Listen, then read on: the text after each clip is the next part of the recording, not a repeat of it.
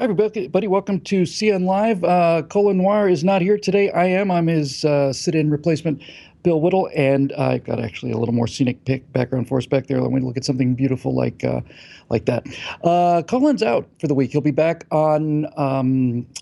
next week, I think. And right now, I'm sitting in from Los Angeles. I'm Bill Whittle from BillWhittle.com, and we have an incredible show today. You know, there's so much gloom and doom out there. It's almost we've almost forgotten, I think, how to celebrate and how to just sit back in awe and wonder. I don't want to get too effusive about this, but I thought Donald Trump's speech last night was remarkable, and apparently I'm not the only one. Why don't we listen to a couple of bits just to get a feel for it? I'm sure most of you listened to it, but if you didn't, then this will give you a couple of ideas that we can tee off of. And then we'll come back and talk to our first guest, Stephen Gutowski, and we'll see what he has to say about it, too, maybe what the word is inside of Washington. So, hey, guys, can we roll that first Donald Trump clip for us? To protect our citizens, I have directed the Department of Justice to form a task force on reducing violent crime. I have further ordered the Departments of Homeland Security and Justice, along with the Department of State and the Director of National Intelligence, to coordinate an aggressive strategy to dismantle the criminal cartels that have spread all across our nation. We will stop the drugs from pouring into our country and poisoning our youth, and we will expand treatment for those who have become so badly addicted. And we will soon begin the construction of a great wall along our southern border. Our obligation is to serve, protect, and defend the citizens of the United States. We are also taking strong measures to protect our nation from radical Islamic terrorism. That is why my administration has been working on improved vetting procedures, and we will shortly take new steps to keep our nation safe and to keep those out who will do us harm. I believe that real and positive immigration reform is possible as long as we focus on the following goals: to improve jobs and wages for Americans, to strengthen our nation's security, and to restore respect for our laws. Tonight, I am also calling on this Congress to repeal and replace Obamacare.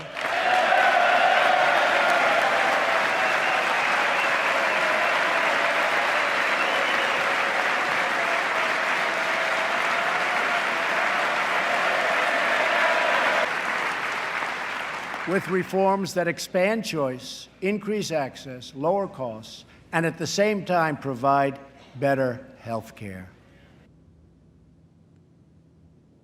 That was a remarkable speech. Even the 2 minutes of it were remarkable. I think the thing that struck me the most, and I'm sure this is probably what most people were thinking, was that Donald Trump, first of all, came off a lot more polished than many of his detractors thought he might be. He became a lot more conciliatory than I think a lot of his detractors thought he might be.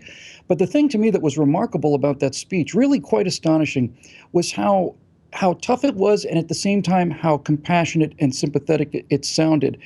Donald Trump took a whole new tone on this speech. This idea that he led off with the idea of Black History Month and talking about the problems with the inner cities and so on. This is just really, really smart messaging, because what he's basically doing is from the beginning of the speech, he's taking the Democrats' talking points and he's owning them. He's taking them away from them. He's basically robbing them of their ammunition. And I thought it was done elegantly and very, very cleverly. Let's just go to one more clip, and then we'll come back, get a little bit of some of the press reaction. Then we'll talk to our first guest, Stephen. People turned out by the tens of millions, and they were all united by one very simple but crucial demand: that America must put its own citizens first, because only then can we truly make America great again. Crumbling infrastructure will be replaced with new roads, bridges, tunnels, airports, and railways gleaming across our very, very beautiful land. Our terrible drug epidemic will slow down and ultimately stop. And our neglected inner cities will see a rebirth of hope, safety, and opportunity. Above all else, we will keep our promises to the American people. We have undertaken a historic effort to massively reduce job-crushing regulations, creating a deregulation task force inside of every government agency. We have cleared the way for the construction of the Keystone and Dakota Access pipelines.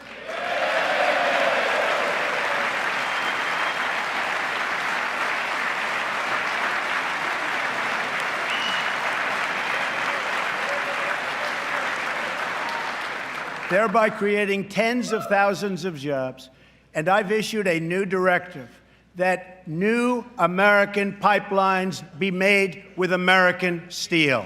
We have formed a council with our neighbors in Canada to help ensure that women entrepreneurs have access to the networks, markets, and capital they need to start a business and live out their financial dreams.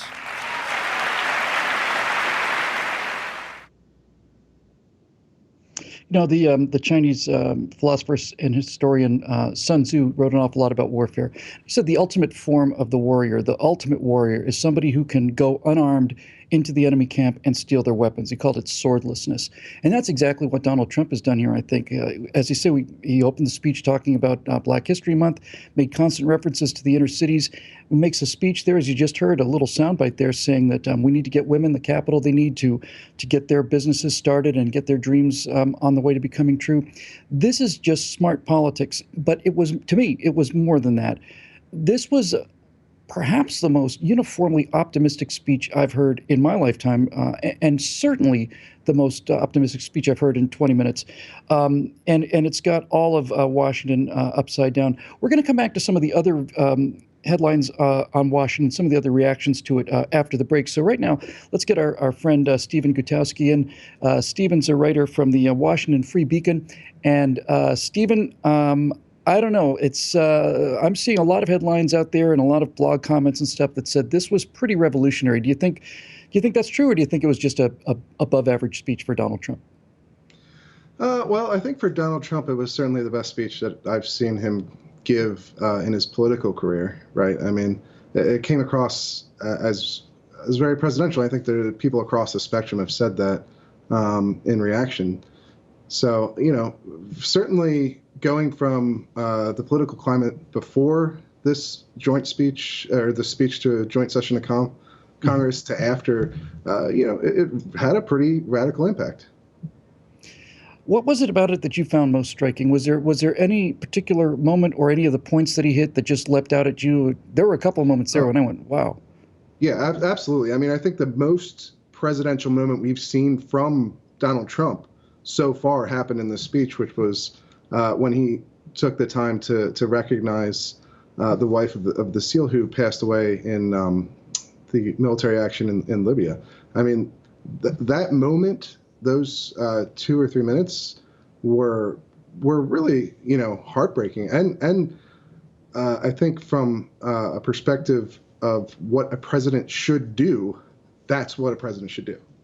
Categorically. You know, one of the things that the Democrats had always been so good at was personalizing the news.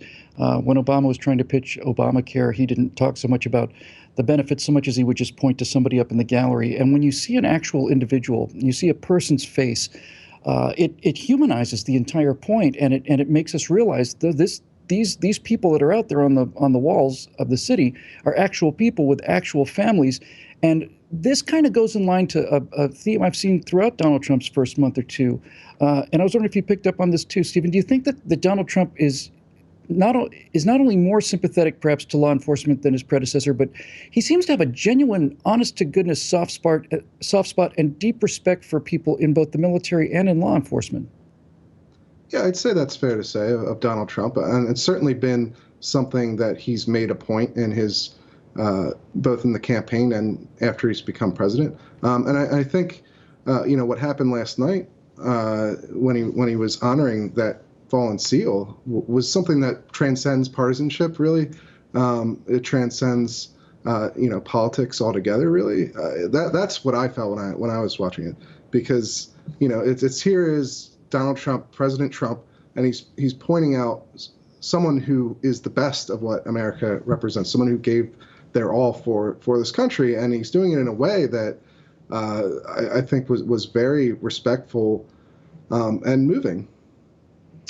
Well, when Donald Trump was elected that night, it seemed like there was a giant fissure opened up right down the middle of the mall in Washington, and you could just hear people screaming as they fell in. You know, the city of Washington, which was obviously pretty Democratic and tends to generally run pretty liberal, they were having an absolute meltdown on the night of the election, and then ever since he's been elected, been the nominee, I'm sorry, the president-elect, and then since his inauguration, Washington, D.C. establishment has not been very kind towards Donald Trump. Do you think, being in that D.C. establishment, did you get any sense that maybe he changed some minds today? Yeah, you know what I think. What I think I see from reaction is mainly, you know, they want to see more of this kind of Donald Trump, right? The speech that he delivered last night, that's the type of tone they want from him. Obviously, in the past, Trump's going to be himself. And whether or not he last night represented a shift in how he chooses to treat big speeches like this or whatever. I mean, I certainly think that a lot of people like Mitch McConnell or Speaker Ryan or other elected officials, well, that's what they want to see. Whether or not that's going to be what we get going forward is, you know, it's really up to Donald Trump himself. And just like last night was, and he did something that I think a lot of people are praising him for across the aisle. Well, Stephen, when we come back after the break, we'll talk a little bit about some other press reactions to this, but you brought up something I thought was really interesting. And so hopefully we can spend a little time talking about how Donald Trump's speech last night will help him to actually accomplish some of these amazingly optimistic goals that he set out. This is CN Live on NRA TV. I'm guest host Bill Whittle, and we'll be back in just a few moments.